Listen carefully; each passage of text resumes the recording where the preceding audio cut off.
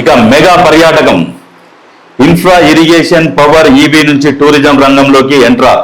అనంతగిరిలో wellness retreat centre ఏర్పాటుకు సర్కారుతో mega company ఒప్పందం. రాబోయే రోజుల్లో 1.21 కోట్ల భారీ పెట్టుబడులు.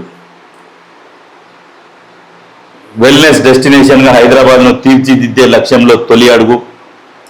అంతర్జాతీయ ప్రమాణాలతో కూడిన లగ్జరీ విల్లాలు, నేచర్ థెరపీ సెంటర్లు, కేరళ ఆయుర్వేద మసాజులు, యోగా వేదికలు, ప్రపంచ స్థాయి స్పా కేంద్రాలు. మెగా కంపెనీకి 81 ఎకరాల భూమిని 66 ఏళ్ల పాటు లీజుకి ఇస్తూ ప్రత్యేక జీవో. ప్రాజెక్టు ప్రోత్సాహానికి సర్కారు తరఫున రాయితీలు.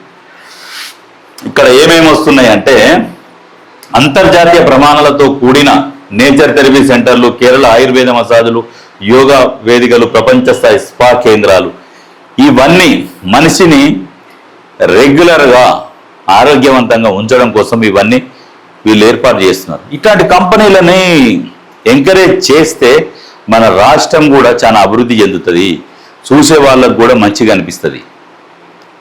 ఎంతసేపటికి ఉన్న ప్రభుత్వ భూములు మొత్తం తీసుకొని ప్రైవేటు పరం చేసి రోడ్డుకు దగ్గరగా ఎలాంటి నిబంధనలకు విరుద్ధంగా ఆకాశానికి తలిగే బిల్డింగులు కట్టినావు నార్సింగ్లా.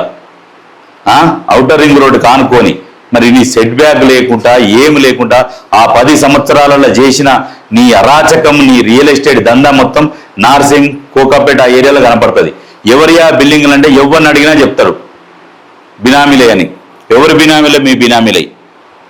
ఇవన్నీ చేసి కనీసం అక్కడ వాడు ఎట్లా పోవాలి, ఎట్లా రావాలి, ట్రాఫిక్ సమస్యలు ఎట్లా ఉన్నాయి. ఎవడన్నా మనుషులు ఏం చేస్తారంటే సిటీని విస్తరింపజేయాలి.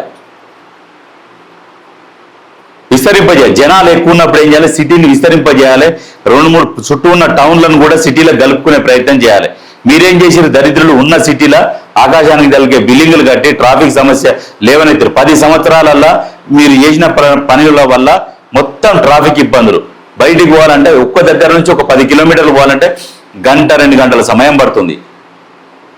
ఇప్పుడు వచ్చిన ప్రభుత్వం కూడా బేగంపేట ఎయిర్పోర్ట్ కింది నుంచి అండర్ పాస్ రోడ్లు ఏర్పాటు చేస్తుంది. మన ప్యారడైజ్ నుంచి కొంపల్లి వరకు రోడ్డు మళ్ళా విస్తరణ పనులు చేస్తున్నారు. ఇవన్నీ దృష్టిలో పెట్టుకొని ఇప్పుడున్న ప్రభుత్వం పనులు చేస్తుంటే ఎంతసేపటికి బురద జల్లాలనే ప్రయత్నం చేస్తున్నారు.